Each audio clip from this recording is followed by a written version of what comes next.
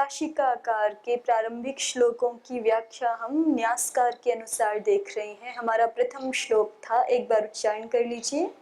वृत्तौ भाष्ये तथा धातु नाम पारायणादिशौ विप्रकीर्णस्य तंत्रस्य क्रियते सार संग्रहः। तो इस पे हमने प्रथम पंक्ति का अर्थ पूरा देख लिया था न्यासकार के अनुसार, और तंत्र शब्द का अर्थ भी देख लिया था न्यासकार के अनुसार, है ना।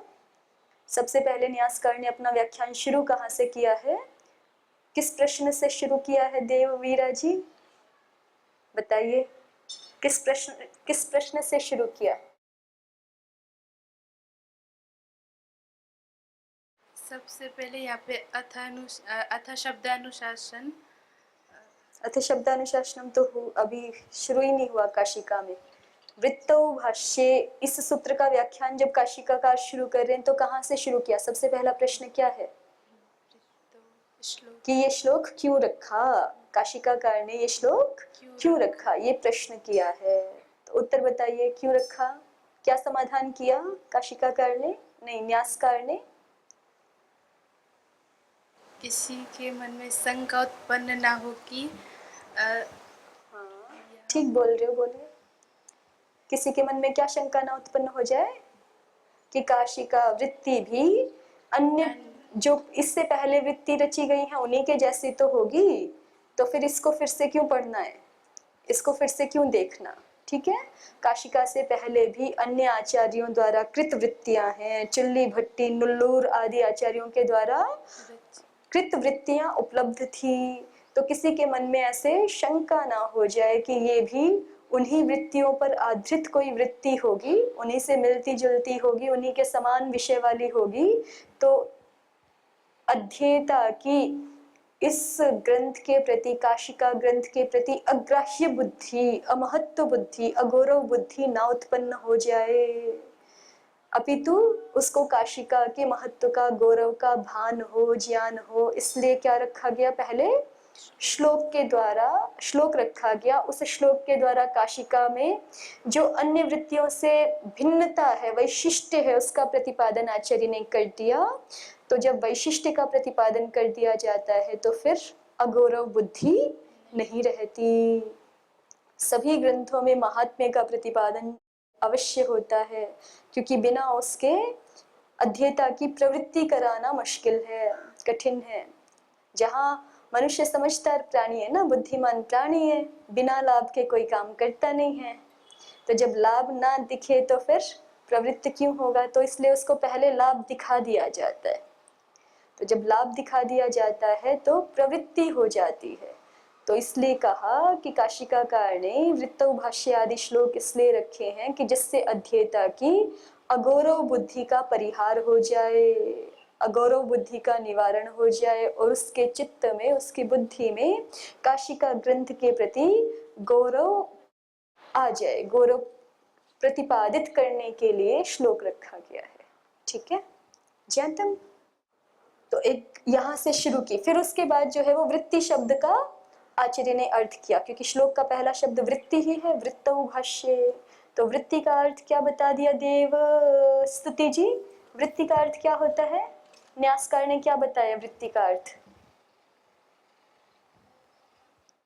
हाँ, वृत्ति सूत्र, वृत्ति माने सूत्र, सूत्रों में जो कार्य, सूत्रों में जो क्या, कोई भी कार्य हम करते हैं, सूत्रों में क्या कार्य करते हैं, भाष्य आदि में, धातु में। नहीं, वो क्या कार्य करते हैं हम सूत्रों में? जैसे मतलब उसमें हम भोजन पकाते हैं, कि उसमें हम कपड़े सुखाते हैं, कि उसमें हम भवन बनाते हैं, स्पष्ट करो ना। सूत्रों की सहायता से हम किसी भी शब्द की उत्पत्ति करते हैं, कोई भी प्रत्यय लेके आते हैं। जैसे हाँ, तो जैसे कर्मण्यन सूत्र बताया था। तो वृत्ति क्या है इसमें, वृत्ति किसको कह रहे हैं? जो सूत्रों में काम करते हैं उसी को वृत्ति कहते हैं, ऐसा कह रहे हो आप? तो अच्छा चलो, अब ये देवजया जी बताएंगी वृत्ति किसको कहते हैं। पाणिनि सूत्रों की व्याख्या की गई है। अभी प्रकृत संदर्भ में वृत्ति शब्द का अर्थ देखना है ना हमें। यूं तो वृत्ति के बहुत सारे अर्थ हो सकते हैं, ठीक है। वृत्ति माने आजीविका भी होता है, ठीक है। वृत्ति माने इस व्यक्ति की वृत्ति अच्छी नहीं है, चित्त वृत्ति अच्छी नहीं है, ऐसे भी अर्थ होता है। लेकिन इस श्लोक के संदर्भ में, जब वृत्त भाष्य श्लोक के संदर्भ में वृत्ति शब्द का अर्थ देख रहे हैं, तो क्या है, पाणिनीय सूत्रों का जो अर्थ परक व्याख्यान है, मुख्य रूप से जिस व्याख्यान में अर्थ को ही बताया जाएगा, वो व्याख्यान क्या कहलाता है, वृत्ति। सरस्वती जी, पता चला आपको वृत्ति किसको कहेंगे?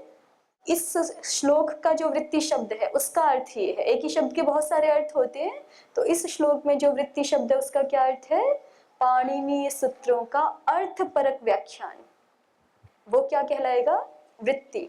भाष्य क्या है, अर्थ परक व्याख्यान नहीं है भाष्य। भाष्य क्या है, शंका समाधान परक व्याख्यान है, ठीक है। वहां पे जो विशेष जिज्ञाएं हो सकती हैं पाणिनीय सूत्रों के संदर्भ में, और जो पाणिनीय सूत्रों पर आचार्य कात्यायन जी ने बोले वार्तिक, उनके संदर्भ में जो विशेष जिज्ञासा हो सकती है, उसका व्याख्यान, उसका शंका समाधान भाष्य में मिलता है। इसलिए भाष्य जो है वो मुख्य रूप से शंका समाधान परक व्याख्यान है, अर्थ परक व्याख्यान नहीं है। प्रधानता से अर्थ का प्रतिपादन किसमें किया गया है, वृत्ति ग्रंथों में। स्पष्ट हुआ, ठीक है। तो इसीलिए न्यासकार ने वृत्ति शब्द का अर्थ करते हुए कहा था, पाणिनीय प्रणीतानाम सूत्राणाम विवरणम। और आचार्य ने कुछ नाम भी दिए थे, आचार्य जिनेंद्र बुद्धि जी ने कुछ नाम भी दिए थे कि काशिकाकार से पहले और कौन सी वृत्तियां उपलब्ध हो रही हैं हमें। तो दोहरा लीजिए, कौन कौन आचार्य रहे, चुल्ली भट्टी नल्लूर आदि। भाष्य किसको कहा, तो भाष्य बता ही दिया है साथ में, भाष्यम कात्यायन प्रणीतानाम वाक्यानाम विवरणम पतंजलि प्रणीतम। श्लोक का अर्थ क्या हो जाएगा जब हम तथा का अर्थ समुच्चय लेंगे, तो वृत्ति में, भाष्य में और धातु पारायण, नाम पारायण तथा अन्य व्याकरण संबद्ध ग्रंथों में इतस्ततः सर्वत्र फैले हुए व्याकरण सिद्धांत के सार का संग्रह यहाँ काशिका में किया जा रहा है, ठीक है। ये अर्थ हो जाएगा। और अगर हम तथा का अर्थ सादृश्य लें तब क्या अर्थ होगा, योगिता जी बताओ। तथा का अर्थ अगर हम सादृश्य लेंगे तो श्लोक के अर्थ में क्या अंतर पड़ जाएगा, ये पता चलना चाहिए ना हमें। जब हम एक शब्द का भिन्न भिन्न अर्थ ले रहे हैं तो फिर उससे श्लोक का अर्थ प्रभावित होगा कुछ ना कुछ। तो क्या होगा, कैसे, मतलब बोलने की शैली में अंतर आ जाएगा। एक ही अभिप्राय को प्रकट करने के लिए भी हम कई प्रकार की भाषा का प्रयोग कर सकते हैं ना, तो उतना फर्क पड़ेगा। अंततः जो अंततो गत्वा परमार्थतः जो अभिप्राय है उसमें कोई फर्क नहीं पड़ेगा श्लोकार्थ में, लेकिन कहने की शैली में अंतर आ जाएगा। बोलिए। तथा शब्द का सादृश्य अर्थ लेते हुए श्लोकार्थ कीजिए। आप कीजिए देवज्योति जी। जैसे वृत्ति और भाष्य में उसी प्रकार नामपा धातु पहले एक वाक्य पूरा कर दीजिए। जैसे वृत्ति और भाष्य में क्या, पहले वाक्य पूरा कीजिए। जैसे, बोलिए बोलिए। ग्रंथों का सार संग्रह किया जाता है। नहीं, जैसे वृत्ति और भाष्य में फैले हुए व्याकरण सिद्धांत के सार का संग्रह यहाँ काशिका में किया जा रहा है, वैसे ही धातु पारायण, नाम पारायण एवं अन्य व्याकरण संबद्ध ग्रंथों में फैले हुए व्याकरण सिद्धांत के सार का भी यहाँ काशिका में संग्रह किया जा रहा है। ऐसे बोलने की शैली रहेगी, भाव तो वही निकल रहा है लेकिन कहने की शैली अलग हो गई। अब जब हमने तथा का अर्थ क्या कर दिया, सादृश्य। पता चला। तो यथा शब्द, तथा शब्द के ये दो अर्थ किए थे हमने, समुच्चय और सादृश्य। अग्रिम शब्द क्या था हमारा, धातु नाम पारायणादिषु। पहले तो इस शब्द में समास बताइए, कौन बताएंगे, देवनिधि जी। समास, चलिए देव प्रतिज्ञा जी बोलिए। धातवश्च पारायणं धातवश्च नामानि च धातु नामानि ये क्या समास हो गया?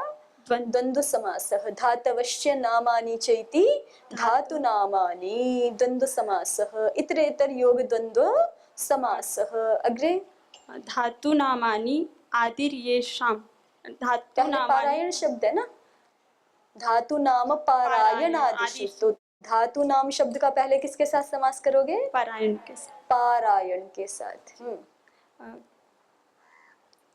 पारायण शब्द कैसे बनाया? पारम अन्ते पारम अयन्ते येन। अयगतौ धातु है ना आपकी, अयते अयेते अयन्ते। आप बोलते हो ना परा उपसर्ग पूर्वक पलायते पलायेते पलायन्ते, याद करते हो ना रचनावाद कौमुदी में रूप? र को ल हो जाता है, कौन से सूत्र से? कृपोरोलह से। कैसे हो जाएगा? आगे बोलो। कृपोरोलह तो केवल कृपु धातु को करता है ना, आगे सूत्र बोलो। कृपोरोलह उपसर्गस्य अयतौ सूत्र है वहां पे, यहाँ उपसर्गस्य अयतौ, उपसर्ग में स्थित जो रेफ है उसको लत्व हो जाता है अयति धातु के परे रहते। ठीक है, चलिए बोलिए। पारायणम शब्द कैसे बनाया था ये देख रहे थे हम। तो पारम अयन्ते येन तत्शास्त्रम पारायणम शास्त्रम।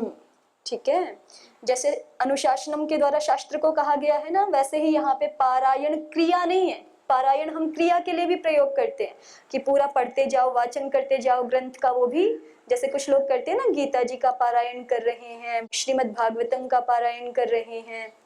वो पारायण शब्द किस अर्थ को कहता है? पठन क्रिया अर्थ को कहता है। ठीक है, संपूर्णता से जब हम किसी ग्रंथ का वाचन करते हैं, बोलते हैं, उसको पढ़ते हैं। पठ भी तो व्यक्तयाम वाची ही होता है ना, और वच भी व्यक्तयाम वाची है। तो वाचन करते हैं या पढ़ते हैं तब भी उस क्रिया के लिए भी, क्रिया को कहने के लिए भी पारायण शब्द का प्रयोग होता है। लेकिन कब होगा? फिर वहां पे लिट, जब पारायण शब्द क्रिया को कहता होगा, वाचन क्रिया को कहता होगा, तो पारायणम में जो लिट प्रत्यय है किस अर्थ में हो जाएगा? भाव अर्थ में। नपुंसके भावे क्तः लिट च। लिट च सूत्र में ऊपर सूत्र से नपुंसके भावे क्तः से किसकी अनुवृत्ति आ रही है? नपुंसके की भी और भावे की भी। ठीक है, फिर लेकिन जब हम पारायणम के द्वारा शास्त्र को कहना चाहते हैं, ग्रंथ को कहना चाहते हैं, तब ऐसा नहीं बोलेंगे पारम अयन्ते येन। ठीक है, तब वहां तो अयन शब्द हम भावार्थ में ही बनाएंगे केवल। ठीक है, उसमें सामान्य करके षष्ठी समास कर सकते हैं ज्यादा से ज्यादा, पारस्य अयनम। ठीक है, पार पर्यंत जो है वो गति, पारायणम। और अभी उसी प्रकरण में देखिए सूत्र आगे क्या है? नपुंसके भाविक्तः कर्मणि च येन कर्तुः येन संस्पर्शात् कर्तुः शरीर सुखम। फिर आगे कर्णाधिकरण योश्च। तो कर्णाधिकरण योश्च सूत्र से यहाँ पे भाव में ना होकर के करण और अधिकरण अर्थ में भी लुट हो जाता है। तो इतना अंतर स्पष्ट समझिए कि पारायणम शब्द के दो अर्थ हम मुख्य रूप से जानते हैं, बल्कि मुख्य रूप से तो एक ही अर्थ जानते हैं। जो लोक व्यवहृत अर्थ है पारायण शब्द का वो तो क्रिया परक ही है ना। पारायण क्रिया को कहने के लिए मुख्य रूप से आता है, पूरे ग्रंथ के वाचन क्रिया को कहने के लिए। तो उस शब्द में, उस पारायण शब्द में जो लोक प्रसिद्ध पारायण शब्द है, वहां पे तो पारायण शब्द में लिट प्रत्यय किस अर्थ में आएगा? भाव अर्थ में। और जो अभी हमारे श्लोक में पारायण शब्द आया हुआ है, चूंकि उसका व्याख्यान व्याख्याता ऐसा कर रहे हैं कि पारम अयन्ते येन तत्पारायणम। तो जब पारायण शब्द से शास्त्र को कहा गया तो ये लिट प्रत्यय किस अर्थ में आ गया? करण अर्थ में आ गया। ठीक है, अब कीजिए आगे समास। हम धातु नाम पारायण आदिशु इस शब्द में समास कर रहे हैं। पहला समास क्या हो गया? द्वंद्व समास। धातवश्च नामानि चेति धातु नामानि। अब आगे पारायणम शब्द बना लिया हमने करण अर्थ में लिट प्रत्यय करके। अब पारायण शब्द को धातु नामानि शब्द के साथ जोड़ दीजिए। कैसे जोड़ेंगे? धातु नाम नाम पारायणम धातु नाम पारायणम।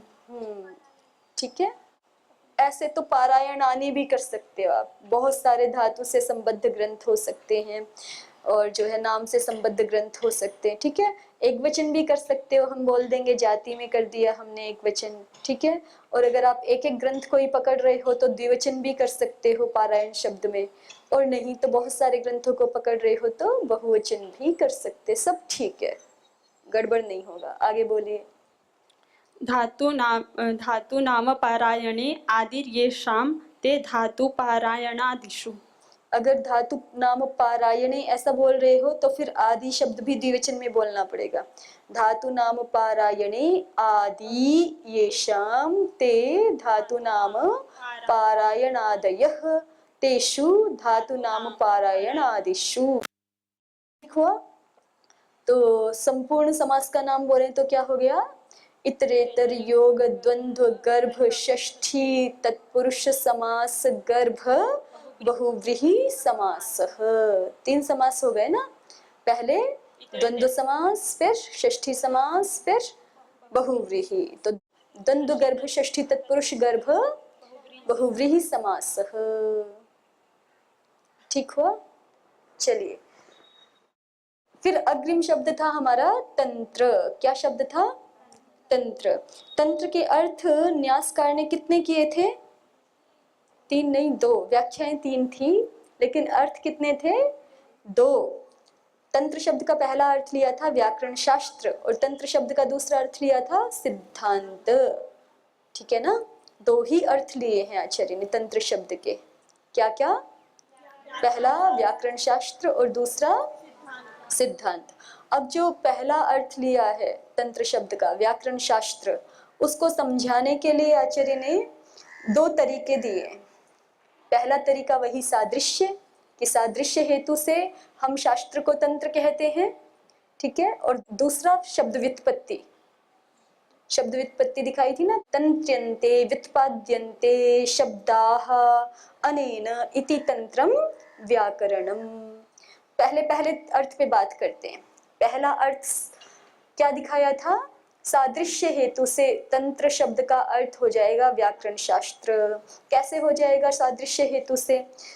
तो कहा था तद्धि तंत्रम इव तंत्रम, कि चूंकि व्याकरण शास्त्र तंत्र की भांति है, लोक में जिसको तंत्र कहते हैं उसी तंत्र की भांति ये व्याकरण शास्त्र भी है, इसलिए इसको हम क्या कह देते हैं?